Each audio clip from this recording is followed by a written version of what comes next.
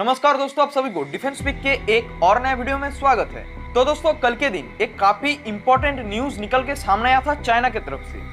जो कि हमारे पूरे साउथ एशियन रीजन के लिए तो काफी इंपॉर्टेंट टॉपिक है ही, साथ ही हमारे लिए एक सोचने का भी विषय है। दरअसल कल ही चाइना ने अपने टाइप 003 एयरक्राफ्ट कैरियर को लॉन्च किया है, जिसका नाम दिया गया है फुजियान, जो कि एक 80,000 टन डिस्प्लेसमेंट वाला सुपर कैरियर है। साथ ही इस कैरियर की अगर सबसे हाईलाइट पॉइंट को देखें तो ये एक सुपर कैरियर तो है ही, इसके अलावा इसमें इलेक्ट्रिक प्रोपल्शन सिस्टम, साथ ही इसमें है कैटापुल लॉन्चिंग सिस्टम, जो कि एक बार में 3 एयरक्राफ्ट्स को टेक ऑफ कराने में सक्षम है। दरअसल इस कैरियर में इमाल सिस्टम का यूज किया गया है और ये कैरियर इस पूरे एशिया रीजन में सबसे बड़ा एयरक्राफ्ट कैरियर के तौर पे सामने आया है।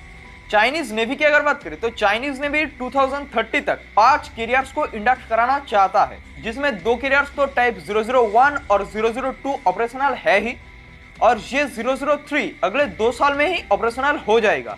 इसी क्लास के 004 कैरियर के डेवलपमेंट का काम चल रहा है और 005 का काम भी जल्द ही स्टार्ट कर दिया जाएगा। यानी 2030 तक चाइनीज नेवी 3 सुपर कैरियर्स को ऑपरेट करेगा और चाइनीज नेवी के द्वारा पूरे 5 कैरियर बैटल्स ग्रुप भी ऑपरेट होगा, जिसमें उम्मीद यह भी है कि चाइना अपने एक कैरियर बैटल ग्रुप को इंडियन ओशन में भी डिप्लॉय करे, और ये पॉसिबल भी होता दिख रहा है, क्योंकि आप अगर 003 कैरियर को देखें तो इसको पूरा ग्राउंड से डेवलप करने के लिए ही चाइना को वक्त लगा है सिर्फ 6 साल, जबकि तब चाइना के पास कोई भी एक्सपीरियंस भी नहीं था सुपर कैरियर को डेवलप करने का। मगर अब जैसे कि ये टेक्नोलॉजी चाइना को मिल चुका है, तो हम हैरान नहीं होंगे कि अगर अगले 7 से 8 सालों में चाइना इस तरह के और 2 कैरियर्स को भी बना ले।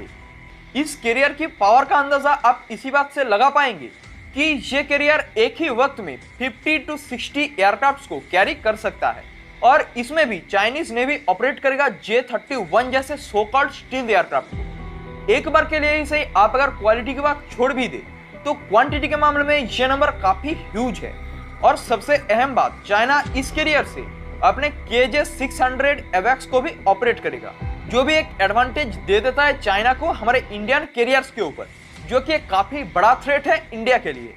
तो अब देखते हैं कि हम इस थ्रेट को काउंटर करने के लिए क्या क्या स्टेप ले सकते हैं और इन फ्यूचर हमें क्या क्या इंप्रूवमेंट की जरूरत है। तो कुछ ही दिन पहले आपको याद होगा, मैंने एक वीडियो अपलोड किया था कि कोचिन शिपयार्ड ने ये क्लियर किया है कि अगर इंडियन नेवी चाहे तो कोचिन 5 साल के अंदर ही एक 45,000 टन वाले स्की जंप कैरियर को बना सकता है, जो कि एक सिस्टर शिप होगा हमारे विक्रांत का। और ये CSL कह रहा है क्योंकि अभी CSL के पास है एक स्किल्ड मैन पावर और एक पूरा का पूरा इंफ्रास्ट्रक्चर, क्योंकि कुछ ही दिन पहले CSL ने विक्रांत को लॉन्च किया था। तो हमें फिलहाल क्या करना चाहिए? देखिए, हम इस इंफ्रास्ट्रक्चर को वैसे ही बर्बाद होते नहीं छोड़ सकते, क्योंकि एक एयरक्राफ्ट कैरियर को डेवलप करने के लिए सालों का वक्त लगता है, और हमें CSL के इसी एक्सपीरियंस के साथ फॉरेन पार्टनर्स के ऊपर भी नजर डालना पड़ेगा, और इसमें हम फ्रांस का मदद ले सकते हैं। आप अगर फ्रांस के चार्ल्स डे गोल कैरियर को देखें तो ये वैसे तो सुपर कैरियर नहीं है, मगर ये चाइना के सुपर कैरियर से भी कैपेबिलिटी के मामले में कम नहीं है। वैसे तो इसका डिस्प्लेसमेंट है 45,500 टन, जो कि करीब है हमारे विक्रांत के ही, मगर ये कैरियर न्यूक्लियर पावर्ड है, साथ ही कैटापुल लॉन्च कैपेबिलिटी भी रखता है। साथ ही ये करीब 30 to 40 राफेल एम जैसे बड़े एयरक्राफ्ट को भी कैरी कर सकता है, और कैटापुल लॉन्च कैपेबिलिटी रखने की वजह से ये E-2 जैसे एवैक्स को भी टेक ऑफ करा सकता है।